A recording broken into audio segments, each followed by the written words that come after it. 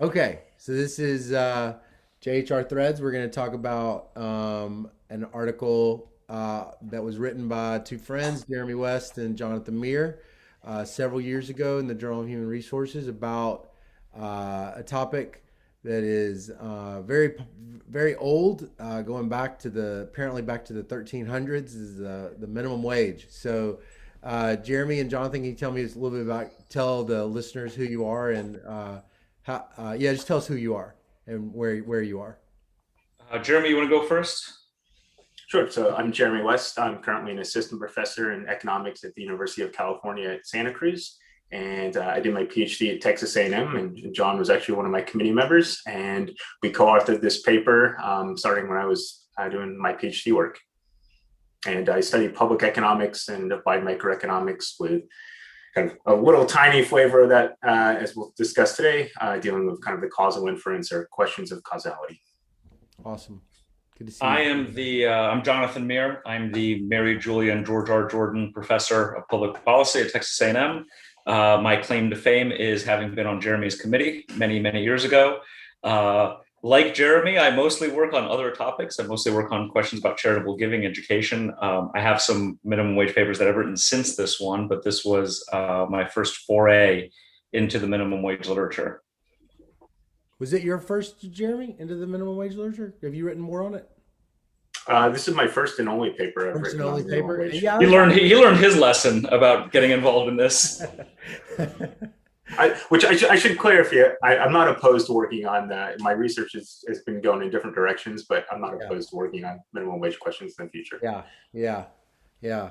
Uh, so there's a couple of things I want to talk about with the paper's substance before we get into it, though. I was curious how this project began. A lot of the people that listen to this, they don't have a clue what economists do, and they definitely don't have a clue what involve how research can be creative and sort of where these ideas come from. So I was just kind of curious, where did the project come from, and what about it sort of was attracted you to it?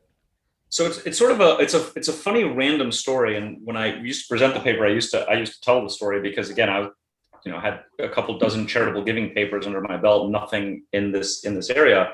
So this was around the time that the Affordable Care Act was in the news. So that gives you a sense of how long it takes to go from idea to publication. It can solid 5 or 6 years.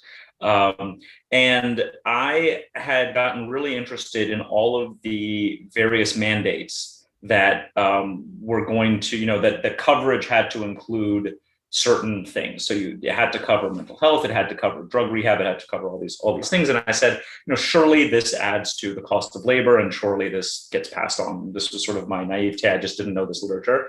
And so, Jeremy, you were second year? Were you second or third year at that point? It was actually my first year. I Your first started year. working as an RA for you on that project. Okay, so it was really fresh behind the ears, and so I said, hey, let's check out what impact these mandates might have on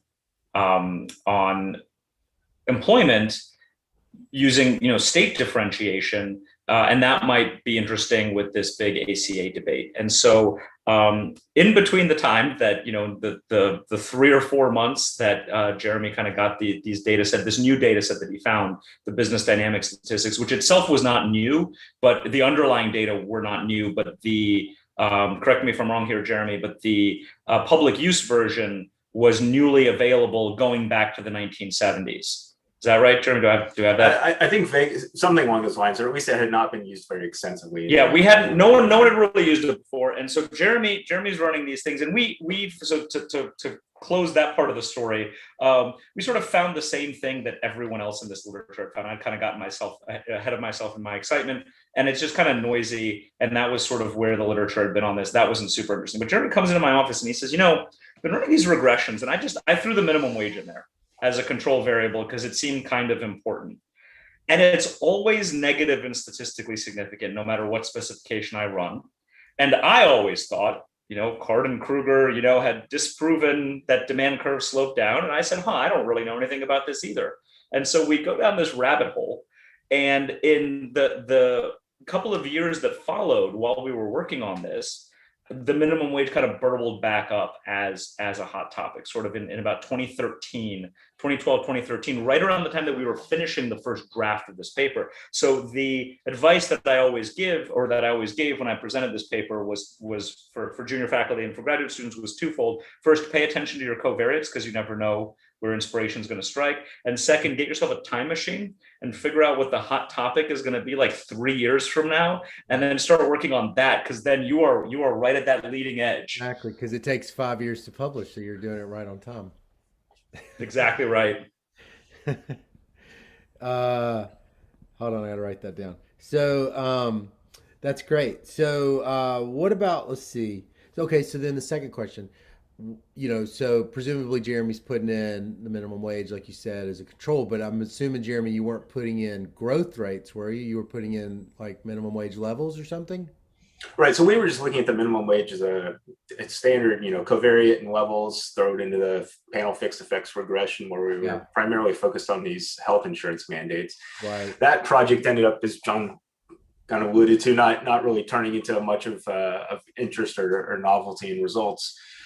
And so then we shifted our attention towards more formally looking at the minimum wage as a treatment itself within these data that we were working with. Mm-hmm. Mm-hmm. So what about, but the paper's not really about the minimum wage. It's about the growth, the effect of the minimum wage on, right. I said the growth rate of minimum wage. But what brought you to start thinking about the minimum wage and its effect on growth rates of employment as opposed to just levels? I'm assuming that was the traditional question, was just on these levels. Is that right? But you sort of had this insight, and it seems like it's driven by theory, that that may not be the right thing to look at. Can you tell me a little bit more about that? Yeah. So just to be clear, right? So that we're fully upfront with the audience here. Levels and growth rates are kind of mechanically connected. It's ultimately a number of people employed, and you're just talking about different statistical ways you can track that in data. Yeah. So the reason we actually started looking at growth rates is because it happened to be a variable in this business dynamic statistics data, and we were thinking, job creation is something that has not kind of as directly been focused on compared to just the number of people employed. And so being able to actually look at kind of gross margins of hiring or layoffs or separations from jobs, as opposed to just the number of people clocking in at the office, is something where we could provide some novel contribution to studying employment or employment policies like the minimum wage. And so that's what motivated us, actually, is, this was another variable in the original data. And so we started using that as an outcome. We're finding that was actually showing really sizable effects, even compared to just the net employment effects, which would be the employment level that had traditionally been examined. Mm-hmm. Mm-hmm. And then as we did dive into the literature, we may have been putting the cart before the horse a little bit in terms of the inspiration struck from what was available. But then as we started going into the literature, it kind of made less and less sense to approach it the way that it had been approached. And, cards on the table, the minimum wage literature, you weren't exaggerating, 13th century. I mean, I've gone into this, the history of it quite a bit since then, the economics history of the minimum wage. And at this point, I'm not surprised when I find something from like literally 1915, and it's a triple difference. And they didn't know it was called a triple difference, but nothing we do is new. No argument we have is new. I've written some stuff on non-wage compensation margins, and then I dig something up from 1960, and it's talking about worker effort and scheduling flexibility and stuff like that. Stuff that people are now writing really great papers with administrative data. But Right. The upshot is we started diving into it, and there's this knock on principles of micro, that it's not realistic, and it's this straw, we're teaching them the straw man, and I teach a giant online principles of micro class, and I reject this pretty emphatically, because the problem with economic knowledge in the world is not that people are out there not understanding that there's more sophistication beyond supply and demand and marginal benefit and marginal cost, is that they have no clue what marginal benefit and marginal cost are. So let's start by giving them the building blocks, and in a well-taught class like mine, you make it very clear, here are the very restrictive assumptions that you need to do it. Most of what economists do is talk about what happens when we relax these assumptions. Yeah. But for the same reason that a physics class starts with a frictionless surface in a vacuum, we start with this basic building block. That said, it's not necessarily a reasonable way of thinking that the world works with this like snap to a new equilibrium. We got the supply and demand, you draw the price floor there, and then all of a sudden you got this surplus that we call unemployment. And so we started diving into it, and we reached into other literature, some management literature, this idea of firing aversion, how bad firing is for morale.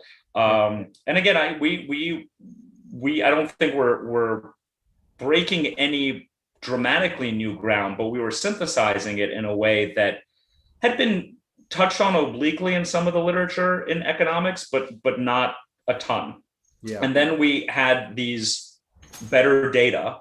And that's when we started, and when I say we, you should think Jeremy, started getting Jeremy's hands dirty with figuring out exactly what the right approach was. Because this was a time when the argument really was which set of variables, of control variables, you needed to stuff into a two-way fixed effects model to claim that the remaining variation was as good as random. And that was this kind of back and forth that was going on in the early 2010s about what I was jokingly call the hunt for the right counterfactual. And it's a lot of talking past each other. It's a lot of stuff about how many region by time fixed effects can you put in before you've washed out all the variation? Can you put in state time trends, which was sort of our thorn in the side, which I'm sure we're going to get to in a moment. Yeah. And that's how we kind of got to this idea of like, it seems pretty sensible for a lot of reasons that the effect is not going to be this discrete jump in levels that a diff and diff or two-way fixed effects model is good at picking up. And if that's not the way the world works, how should we be thinking about this particular problem? And what's the best way to measure it out? Right. So, yeah, it's almost, your paper almost feels like it's caught out of time with all this two-way fixed effects, careful thinking in it. I mean, I don't usually associate such thoughtfulness happening, kind of like thinking really carefully about what exactly is the implications of this staggered design at that time.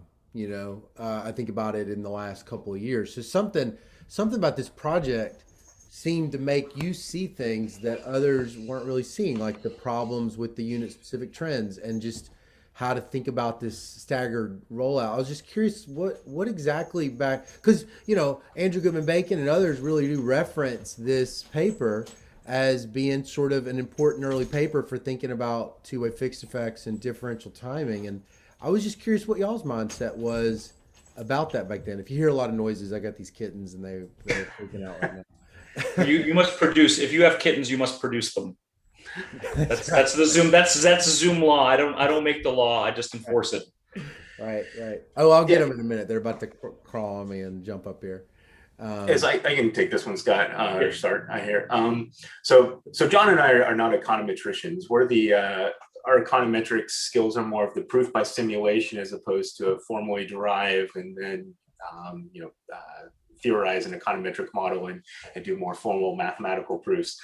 And so you're right that there have been many researchers over the last 5+ years that have really taken great steps towards pushing progress and formalizing causal inference with these panel fixed effects models where you have treatment happening at different times, different places, and we want to kind of pick up some average metric there that tells us something that connects to our economic theories or other theories.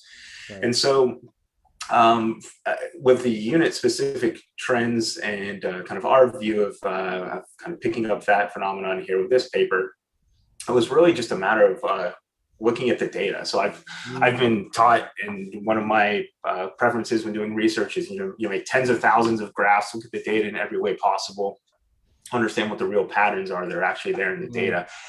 And we started noticing that consistent with kind of ideas of how minimum wage might actually affect a workplace with these theories John mentioned that had been from management literatures of firing aversion or other reasons why you might expect kind of hiring margins to show effects more quickly than layoffs or disemployment margins of already employed people when you have an added cost to hiring people or having people employed.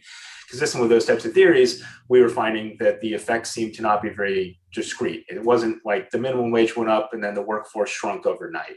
It was the minimum wage went up and then maybe 3 years later you have a pretty significantly smaller labor force than you would have compared to counterfactual. Right. And so then we started formalizing this, and I say formalized in kind of the loose sense here by doing simulations where we were actually making up data and simulating policy shocks and looking at different patterns of, I probably ran dozens of different coded simulations here of different types. We were really just trying to explore this type of treatment effect pattern, which I think happens a lot of the time when we think about policy shocks, where it's not a really discrete, dramatic, overnight or one observation to the next of the same place drop or increase in the outcome, but something that actually propagates or occurs over time. Yeah, right, right, right. So I mean, I think the thing that bugged us was that, and again, it wasn't.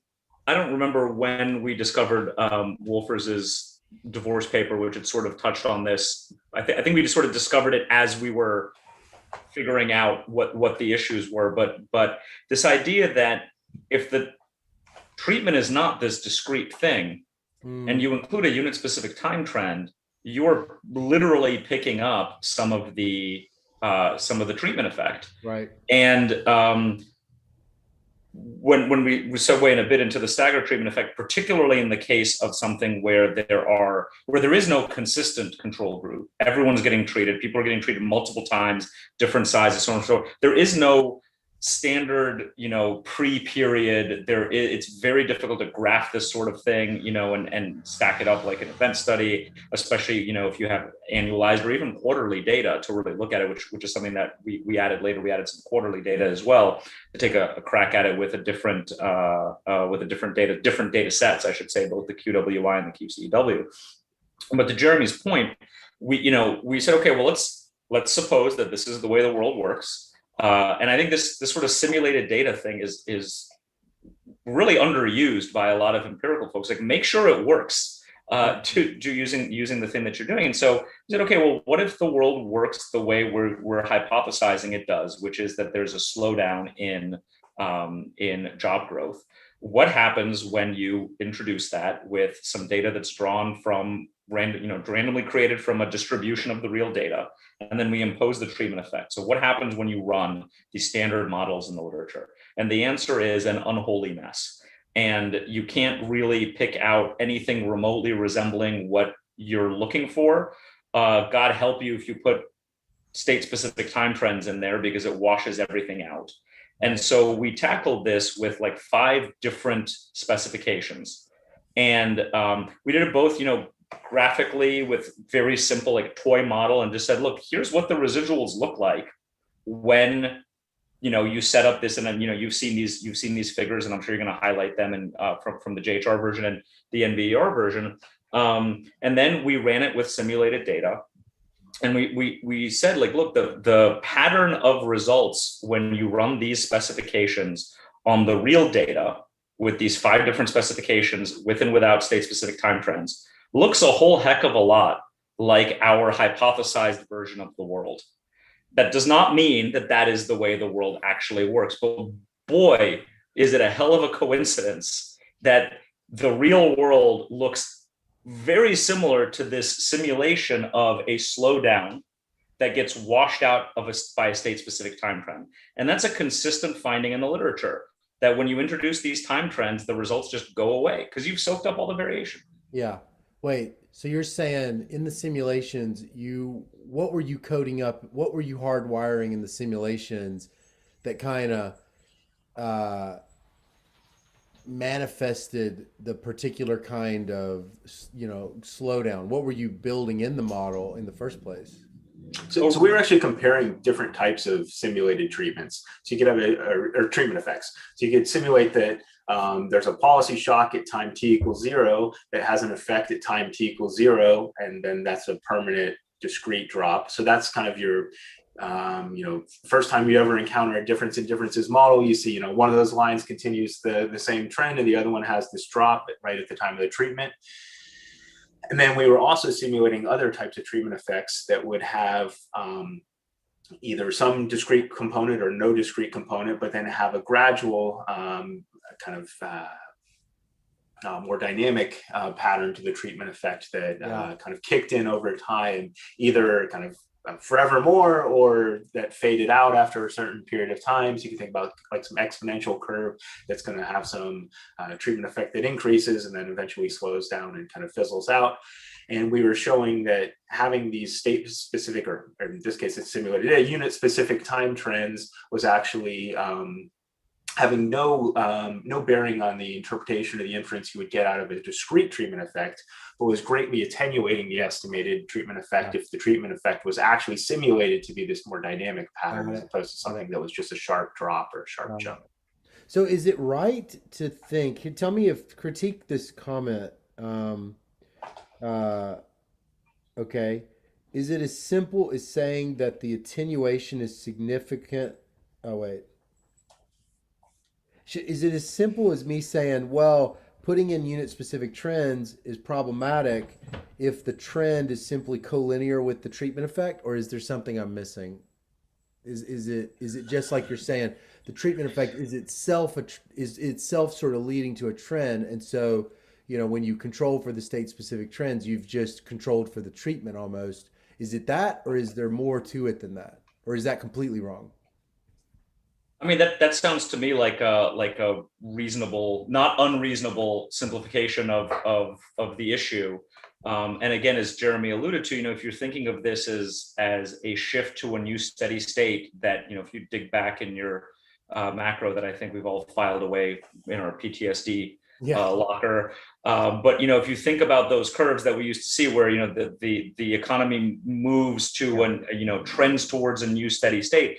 If you think about it like that, and then you throw a state-specific time trend in there, a unit-specific time trend in there, you're averaging out part of it. And one of the, I think, brilliant things that Jeremy did was just show the residuals, show the residuals with and without state-specific time trends, and show how they wash out. But more to the point, it's not just that, because even if you're just doing diff and diff, even if you're just doing standard diff and diff, you got average of the difference in the pre-period, average of the difference in the post-period. But what do you want? And this is not a rhetorical question, because you might want the short run effect, or you might want the long run effect. And if the effect takes 3 years to phase in, but you've got 5 years of data, then you're averaging in 2 years of partial effect, and then 3 more years of the full effect. And that's, again, something that Jeremy showed in these graphs, where you just had your a dashed line for what's the average difference in the post period, and showing that the average difference in the post period was itself attenuated relative to the fully phased in effect. And so that was kind of an issue that was there as well. And if you'll permit me to segue into, I think, the thing that led you down the path towards this paper originally, which is the staggered treatment timing and some of the issues with treatment timing. So again, one of the neat things that Jeremy did was he just created these 2 toy simulations with 5 periods or 8 periods or something like that. And he showed, well, what happens when you've got your standard, the sort of thing you would see in an introductory econometrics textbook, or perhaps a brilliant mixtape. What would you see when you see a discrete change? And then, we've got what happens if you run your standard diff and diff regression on this? What happens if you run sort of our job growth rate regression on it that we had proposed, that more dynamic regression? And then he put one together where there's a pre-period, and then there's a period where one state is treated and the other one isn't. And during that period, there's a slowdown. And then at time 2, the second state or unit is also treated, and its slope also changes, right? And so now this is hypothesizing a permanent change in the growth rate, and it's a toy model for a reason. But the cool thing that Jeremy did with this was he made it so that the average difference of the pre-period where both were untreated and the post-post period where both were treated averaged out to be the same as the size of the period where one was treated and one was not.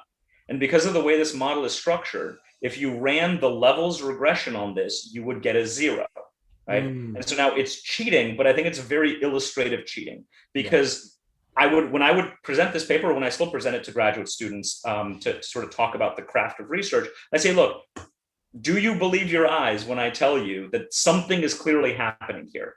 And they all say, yes, something is clearly happening. And I'm like, okay, here's what happens when you run your standard, treated times post, period 1, period 2, whatever thing in there. And it's a 0. And Jeremy said, well, I had to fudge this, right? Like I had to make sure that the time periods were the right length and that it averaged out the right way. And then he said, interesting. Doesn't that mean that this is really sensitive to the length of the pre-period and the post-period? And that's what led him down the rabbit hole of, well, what happens when you're not using all of the time periods? And I can't remember I think it's in the JHR version, is his version where he just shows, look, here's 4 or 5 different empirical specifications with 3 states in it, right? One's permanently untreated, one is treated at one time period, one's treated at another time period. And choose your time periods, choose your specifications. You can get almost any answer you want out of this. And that is, I think, that the leap that he sort of took from tackling the state-specific time trend issue into the staggered treatment issue. Oh, that's interesting. So you were sort of coming upon these issues with staggering as a result of working on the unit specific trends, and it's in these simulations where you knew there were treatment effects that you start piecing together things like panel length and where you are in the panel. Wow, that's crazy. Jeremy, was that a sufficiently heroic rendition of? Thanks for the flattery. I think the characterization is right. I think there are somewhat distinct issues between having a treatment effect pattern that's dynamic and then having units that are treated at different points in time. And they're obviously related, since the specification is going to be picking up variation that might happen through both of those channels, but they're definitely both issues that can, as John pointed out, depending on the nature of the sample that you use and the specification you run, you can get a lot of different conclusions out of the same data. Yeah. I mean, the bacon decomposition, I know we all know it, but it's so perfectly illustrated in this application, because if there is these dynamic treatment effects, which there would be by focusing on growth and the mechanisms that you're describing, even apart from the unit specific trends, you'll just get attenuation bias just from the fact that you've got that negative delta average treatment on the treated term, and it just pushes it down. So imagine it's like panel fixed effects with this dynamic treatment effect is already pushing it down. And then when you put in the unit specific trends, it's like you show, the residuals are just flat. That's crazy. I mean, so did you think when you were working on this that was kind of independently, sort of apart from the minimum wage project, you could sense that this was a more general thing, or was it so bound up in the project, that each of those elements was just seen as kind of a piece of the paper, but not a more general phenomenon? So from my perspective, we definitely discussed that, whether we wanted to even repitch the whole project as being more of an econometrics contribution with an application towards the minimum wage versus a minimum wage topical focus that had this econometric component. Yeah. And I think we made the right choice, realizing that neither of us are econometricians. And like I said, we do proof by simulation, not formalized econometric math. And so we decided to emphasize the policy aspect as opposed to the econometrics, and then just make that kind of a secondary contribution. But it's definitely been great seeing all the work, like you alluded to, that's been done over the last few years. I mean, it's a very prescient paper. I mean, I was just going to say, I remember several conversations with Jeremy Senior being like, I really wish we were better at econometrics. Yeah. And we were both very glad that, people like Andrew Goodman Bacon, Pedro Santayana, Brantley Calloway, I'm sure I'm forgetting some of the people who are working in this space, have actually, taken this and formalized it, because it's just not our comparative advantage, and it's cool to kind of have been a part of that. And I don't know that we need to trash everything that's happened in the last 30 years, but boy, it does make you rethink a lot of the stuff that's gone on. Yeah, yeah, for sure. I'm just looking up the exact year. I didn't write it down. What was the year that? What? Oh yeah, here we go. I got this stupid remarkable two pen and let's see. Oh man, tell me how soon this was. 2016 or 2013? So I think it appeared it first saw the light of day in like what 2013, Jeremy, like as like an NBER paper, and I think that it was accepted at JHR in 2015, and then it was sort of I think it appeared in 2016, Yeah, but yeah. it was expedited for publication in large part because the minimum wage was such a big policy topic in 2016. So I think we did jump the queue ahead of a number of people as Right. well, I think it makes sense, but at least it worked out well for us. Yeah, it's And great. it's great. I get the report from Google Scholar about who's citing your paper, and sometimes it's the most random stuff, right? Sure. Just the absolute most random, nothing to do with minimum wage at all. And you're like, this is cool that people are taking this and thinking about um, you know just how to be more thoughtful Yeah, about what you're yeah. really measuring. And kind of one The thing that I want paper. to take. I just want to say one thing. The paper has two strengths that I think is not common in a lot of applied papers, which is the writing is extraordinary, and this is a paper that I would recommend to many young people in their career just to study what really is kind of classically very good rhetoric around a scientific genre like this. And then just the carefulness about discussing each result. It's just so common in an applied paper to just have a sea of columns and be like, yes, yeah, it's like yes, no, yes, no, yes, yes, yes, that kind of thing. And that's really missing in this paper. This paper is like very, very much every choice was given a lot of care and thought. And I just was curious, you know, um, is that just sort of does that come naturally to both of you, or did you feel like that this really was a paper that you took that kind of rhetorical care with? I think we had to. I think we had to because the minimum wage is a holy war, and we got a lot of criticism, and that's good. That's Yeah. a good. That's science, right? I'm not saying, oh no, just accept. I would love it if everyone just accepted my work as if it was, handed down on stone tablets. Perfection itself the first time at least. But that's not good science, and so it's good that we got pushed on this a lot. It's good that we got tough questions and referee reports where people ran their own regressions, which is not something I have really seen. No one does that with my charitable giving stuff. Download their own data and run it on that. But that is frankly, that's better science, right? Some of the rhetoric around it, I could live without, but that's okay. I'm a big boy and I can take it. But I do think that there was a lot of value, and I think that there would be value. I know Jake Vigdor tried to set up or did set up the thing where there was going to be sort of more open discussion about papers. There are certainly fields that move faster than economics,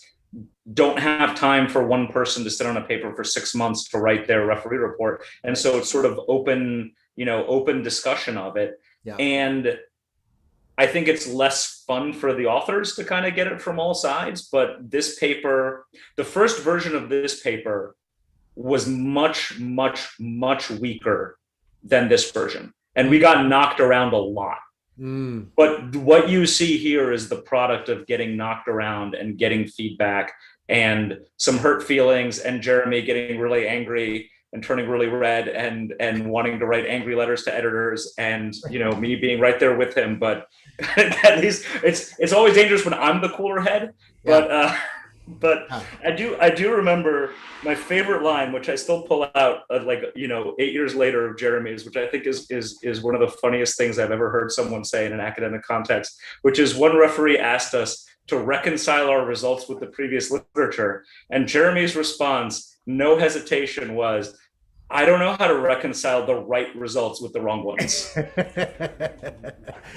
Done. The others were not very good. Uh, yeah. So, what are the skills, for a young person thinking about, working in a topic?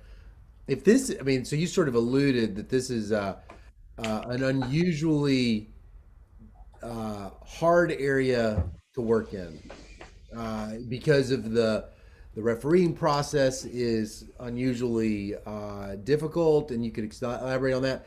But what exactly are the attributes that you and Jeremy had that made you successful at working in it? That would that you could feel like is a general skill set that's learnable for a young person, or that they should be trying to have those skills. What is it? What is it that you guys had because you made it through the gauntlet? I don't know, Jeremy. What do you think? What is our special sauce other than a I deep and mean, abiding love for each other? perseverance, a thick skin, like as John was alluding to, that's going to be pretty important if you're getting knocked around a lot. It is a bit of a trial by fire with most papers, but especially one that's in an area. And I think like part of the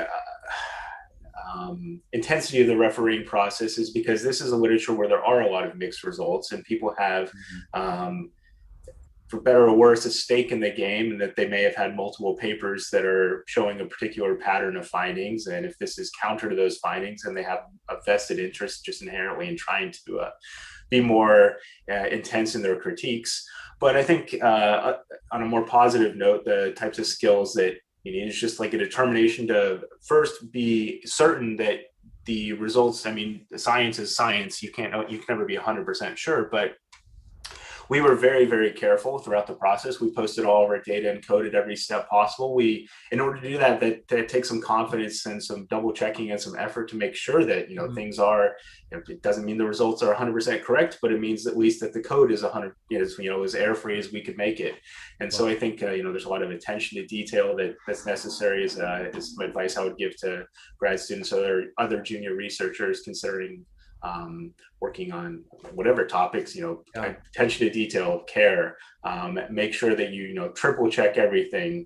Don't take those initial results, no matter how good they look, and run with those. I spend a lot of time now actually cleaning data and making sure that it's rechecking everything before I even run my first regression, just to make sure that there wasn't a mistake that I'm going to realize later that's going to give the different results after I've been excited about the initial preliminary findings. So I think spend more time preparing before jumping straight to the analysis and then trying to draw conclusions, which is obviously the exciting part of research, but you want to make sure that excitement is well-founded, on strong base. I would add to that. I endorse everything Jeremy said. I do think that one thing that I really emphasize for my students, and I actually do this in my graduate public economics class in the context of charitable giving and model selection. And I do that there in the context of censored variables. What does it mean for you to be talking about a latent desire to give to charity versus a corner solution? And what's the right specification? What does it mean to run a TOBIT in terms of the marginal effects on the extensive margin and the intensive margin, which in charitable giving are often very different choices between what the decision of whether or not to give, and then conditional on giving how much to give. And so what I push students on is think about what your specification is actually doing. And that seems so basic. And yet, so often it's, if you push, forget a grad, you push it perfectly, like, well, why'd you do it this way? Oh, because, it's XT reg, right? XT reg, comma FE. And one place where that really opened my eyes with this, and I really struggle with it, I don't know that I have a great answer still, but I think this was where, again, Jeremy kind of driving us to say, like, well, let's create some data and try to figure out what these things are doing, is first differences versus fixed effects. Right. And I could not find a textbook or a clear explanation that said anything other than, well, when you have two periods, first differences and fixed effects are the same thing. Mm-hmm. And then after that, you're like, well, okay, fine. What if I have lots of time periods? What if I have lots of treatments? What if the treatments are different sizes? Well, what does it mean now to throw in this fixed effect? And I think now versus literally 12 years ago when Jeremy and I started this paper. A lot of people do have a better grasp on that, and we have made some serious advancements in this sort of thing, but I think there's still too much of like, well, let me just run XTReg-FE. And that was kind of the problem with this minimum wage literature, is that everyone was running XTReg, FE and not thinking about what that actually meant and what that meant if the world wasn't this, straw man, econ principles of micro, well, you're just looking for this big discrete drop because that's what theory predicts. Well, that very simple theory. And so, when we thought through, well, what about looking at long differences? What about looking at distributed lags? And again, running it through simulations of data and saying, okay, now we're really starting to grasp what a first difference model would pick up if the world looks like this. What would a distributed lag model pick up if the world looks like this? And again, it was, I think people smarter than us would have been able to kind of eyeball this and then derive the asymptotic distribution and figure it out. And I think the folks who are, better attuned to that, the Callaways and Santanas and Goodman Bacons of the world, or that's what they're doing. And I'm glad they're doing it. That was not what we were going to do, but we figured it out. We sort of stumbled our way into it. And I think really understood what it meant to run a distributed lag model as opposed to a fixed effects model. And why the heck were we getting these crazy huge coefficients on the simulated data? Well, because it's picking up the rest of the difference in the growth rates, right? And so you're getting these kind of crazy numbers that make no sense, and that's how we unpacked it. Boy, that's cool. That's cool. So, I mean, you're right. I mean, I think that most people, I won't say most, but I think you're right. There are people that when you ask them what their specification is doing, cannot articulate it because they don't really see exactly how that model is, churning through the data. And so you found the simulations were your teacher for a lot of that. Is that what you were saying? Definitely. Wow. So I think another way to phrase it is that when it comes to causal inference methodologies, we talk about them as strategies, right? Differences is an identification strategy, or regression discontinuity is an identification strategy. But ultimately what it is it's using variation in the data, and you're using a particular type of variation. It's really important to know what variation you're identifying things from. Yeah. Man. Boy, that is exciting. That's really cool. That's something I think young people could really sink their teeth in, which is simulations. Demystified a lot of this work and took it out of a black box. Is what it sounds like. And that's how you started to make some discoveries about staggered rollouts and thinking really carefully about this panel fixed effects model. It sounds like too. I want to end with one thing. I found this. You're both familiar with it. It's this Robert Almond theory, the theorem, not a theory, of how no people should agree to disagree if they start with the same priors and have common knowledge of each other's beliefs. They should all form the same beliefs. They should all agree. And I was thinking when I was reading your paper, man, nowhere is that not true as in this minimum wage literature. And I was just curious, obviously that theorem completely knows that people disagree with each other. So it's not, a delusion. But why do we so disagree given we're all labor economists? We've all taken econometrics. We're all, reading up on causal inference, and the data are often public. What exactly do you think is responsible for such massive chasms between camps or different groups of people that just don't read the things the same way? Why are they agreeing? Sometimes they're not even agreeing to disagree. They're just disagreeing. But why is that? Jeremy? Yeah, I'll start. So John's probably going to give the more fiery answer. So Scott, I think it really comes down to two parts of the statement you said. So the quote you motivated with is saying if people have kind of similar priors, then faced with the same evidence, they should adjust their priors to the same conclusion in the same way, right? Yeah. Well, people definitely differ in their priors for a variety of reasons, and so that's one explanation. But the other factor that I think is important is with a policy like the minimum wage, or really any type of kind of complex policy that is used in various different places in different ways. It's like the answer is not always yes, no, up, down, big, small. There are nuance in the world, in policy effects in the world. Yeah. And so I think there are probably other factors too, and John will probably speak to those. But I do want to say, like, at least from a purely scientific perspective, people can reasonably have different priors, which means that the kind of burden of evidence requirement to adjust and move to a different, sign of the conclusion as far as belief about a policy effect is going to be higher or lower for different people. But then, this is a policy, or there are lots of policies that have very nuanced effects, and it might have a very different pattern of effect on the world in one place or one circumstance compared to another. Sure, that's great. That's very. People are studying different data from different places and different times. It's a different variation. As I said earlier, right, it ultimately comes down to what's the variation in the data, both as far as the treatment that you're identifying, but then also the outcomes. Yeah.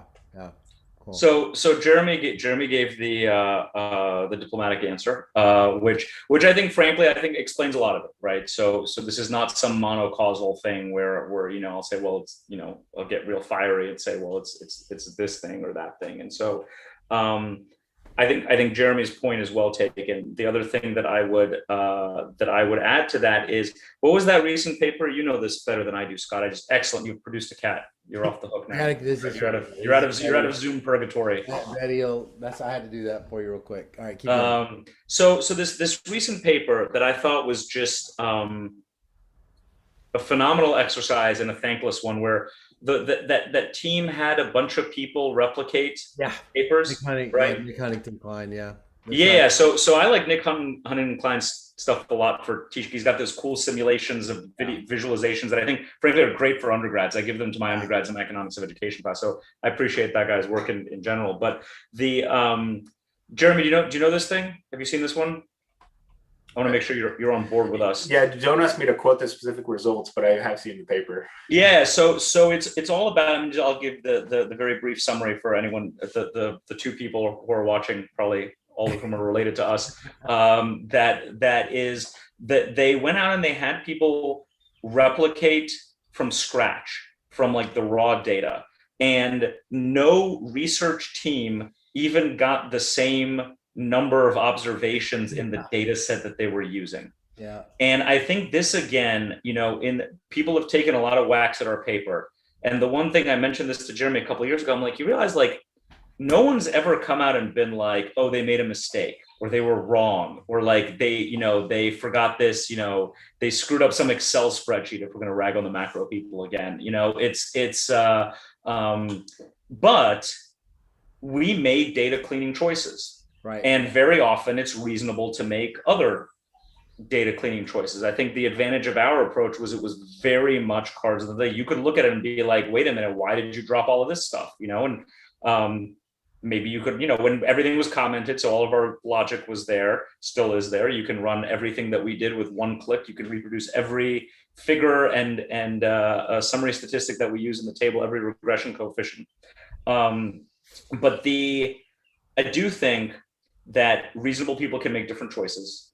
And to Jeremy's point, people are coming from different priors. And this is sometimes a bit of what Andrew Gelman calls the garden of forking paths, where we're making choices that any one of these choices are reasonable, but they are all tinged by the fact that we are human, and none of us is so magically disinterested in the sense of being impartial on a topic that I think very few people are sitting there being like, oh, if I drop these 100 observations, I'll get the number that I'm looking for. I think that's very uncommon.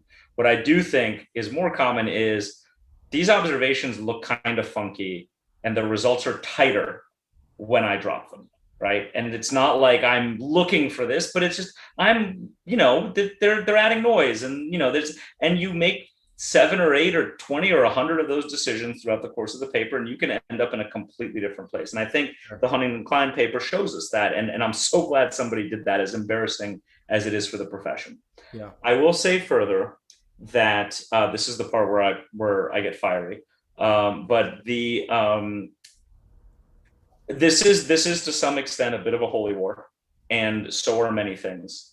And um, people have their policy preferences.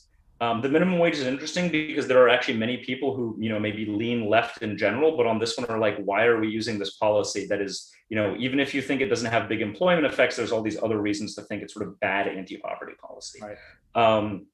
That said, I was talking to someone. I did a virtual seminar the other day. It was on a charitable giving thing, but I was talking to one of my hosts on about minimum wage, and this person said, my politics are such that I should like the minimum wage. And I was like, whoa, you should like the minimum wage, or you should like, good anti-poverty policy? And he's like, yeah, okay, the second thing, but but still, there is this sort of reflective, reflexive, like it's almost a shibboleth of like, good right-thinking people, or I suppose left-thinking people in this case, live on that side. And the number of conversations I've had with people who trust me, so I will not reveal anything about them. They're good friends of mine. They're people who I respect intensely. I would say almost uniformly, they are much smarter people than I am and much better economists than I am.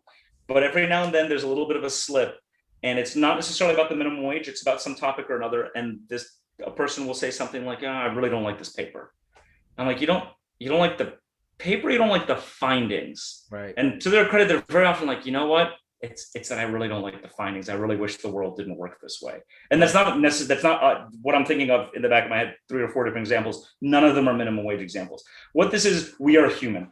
We're human, and we come in with human biases, and that's just the nature of the beast. And that's why, again, I think it's so important to be as transparent as we can be, and to, when people criticize, to not dig our heels in and say, well, you're an asshole and you must be wrong and you're only attacking me because you take money from this group or that group, or you want to get on C-SPAN, or I guess C-SPAN is not very exciting. You want to get on MSNBC or Fox News, or what's the Newsmax or One America, whatever it is that you want to get on. Right. And you look at it and you say, look, like some of this is reasonable, and some of the attacks we got were couched in aggressive, like Sunday morning talk show type rhetoric, debate club type rhetoric, but at its core were things that we took to heart and said, hey, you know what? This person was right about this. Let's take a second look at it. And that's what made the paper, and again, thank you so much for this praise. It's like the nicest thing anyone's ever said about any of my work. But that's what made it stronger, was us being able to separate the positive stuff, or positive in the sense of things we could use to improve, from the debating points part of the rhetoric. Yeah. Well, I think it's a classic paper for all kinds of reasons. I mean, it was very forward thinking, and it's right at the cusp of this new diff and diff literature. It's very neat to think of the history of thought linking back to it, but it's also a really important paper on the minimum wage in general, and just empirical.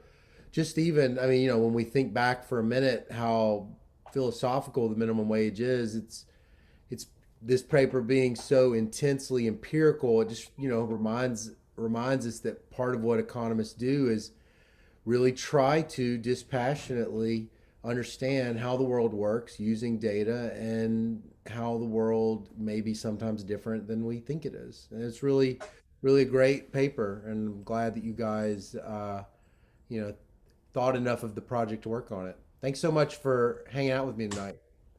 Thank you, Scott. Let me add one thing to keep the graduate students and the junior faculty from getting too discouraged. Jeremy, how many times did this paper get rejected? There's at least 6. I don't want to count them. I don't want to. I mean, I have everything archived, but this paper got rejected everywhere until it didn't. Yeah. That's the other thing, right? The other skill in publishing well is the stubborn refusal to give up and continue to try to listen to people that have not necessarily been nice in their reports, and try to extract as much meaningful information from it and update, the way we were talking about a minute ago. That's great. All right, it was good to see you guys. Good luck with everything. Thanks, Scott.